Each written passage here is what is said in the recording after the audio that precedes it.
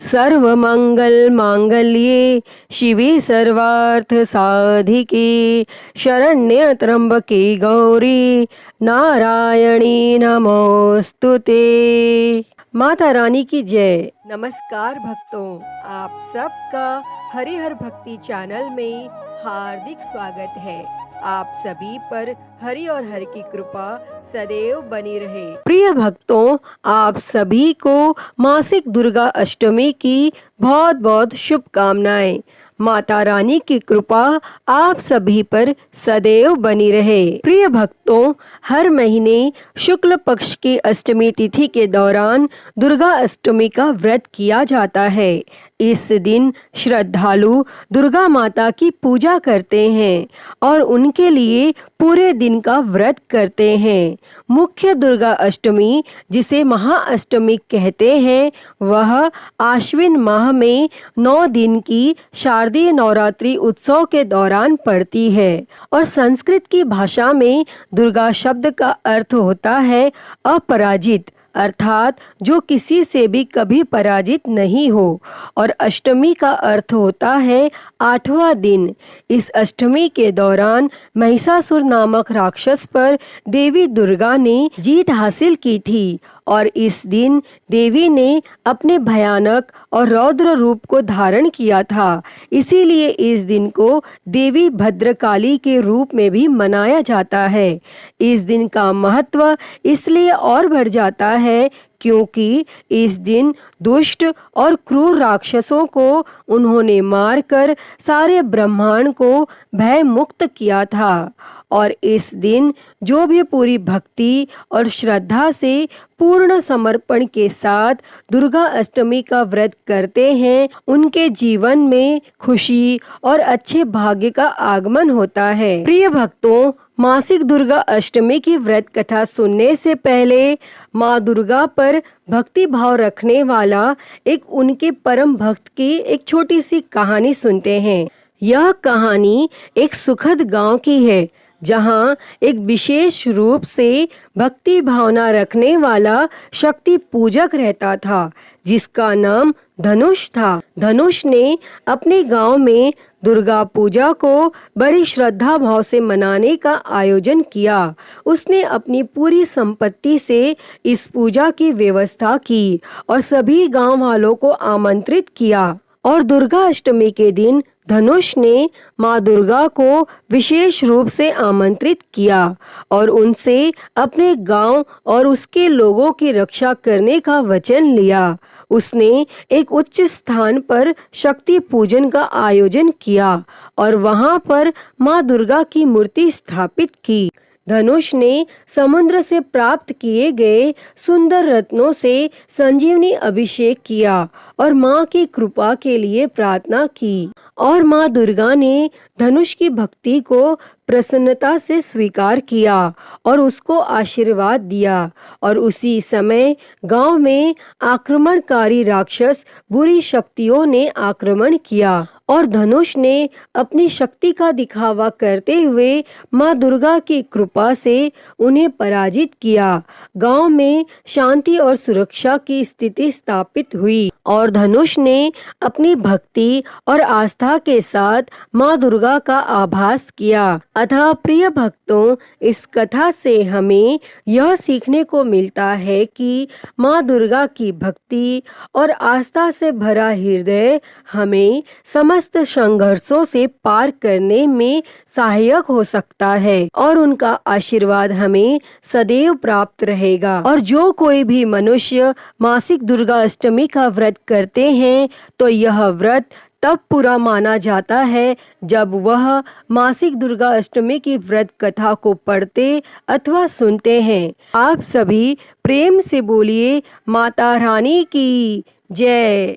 पौराणिक मान्यताओं के अनुसार प्राचीन काल में असुर दंभ को महिषासुर नाम के एक पुत्र की प्राप्ति हुई थी, जिसके भीतर बचपन से ही अमर होने की प्रबल इच्छा थी। अपनी इस इच्छा की पूर्ति के लिए उसने अमर होने का वरदान हासिल करने के लिए भगवान ब्रह्मा जी की घोर तपस्या आरंभ की और महिषासुर द्वारा की गई इस कठोर तपस्या से भगवान ब्रह्मा जी प्रसन्न हुए और उसे मनचाहा वरदान मांगने को कहा। और ऐसे में महिषासुर, जो सिर्फ अमर होना चाहता था, उसने ब्रह्मा जी से वरदान मांगते हुए खुद को अमर करने के लिए उन्हें बाध्य कर दिया। परंतु भगवान ब्रह्मा जी ने महिषासुर को अमरता का वरदान देने की बात यह कहते हुए टाल दी कि जन्म के बाद मृत्यु और मृत्यु के बाद जन्म निश्चित है, इसीलिए अमरता जैसी किसी बात का कोई अस्तित्व नहीं है। और जिसके बाद भगवान ब्रह्मा जी की बात सुनकर महिषासुर ने उनसे एक अन्य वरदान मांगने की इच्छा जताई और कहा कि ठीक है स्वामी, यदि मृत्यु होना तय है तो मुझे ऐसा वरदान दे दीजिए कि मेरी मृत्यु किसी स्त्री के हाथ से ही हो। इसके अलावा अन्य कोई दैत्य, मानव या देवता कोई भी मेरा वध ना कर पाए। और फिर उसके बाद ब्रह्मा जी ने महिषासुर को दूसरा वरदान दे दिया और भगवान ब्रह्मा जी द्वारा वरदान प्राप्त करते ही महिषासुर अहंकार से अंधा हो गया और इसके साथ ही बढ़ गया उसका अन्याय। मौत के भय से मुक्त होकर उसने अपनी सेना के साथ पृथ्वी लोक पर आक्रमण कर दिया।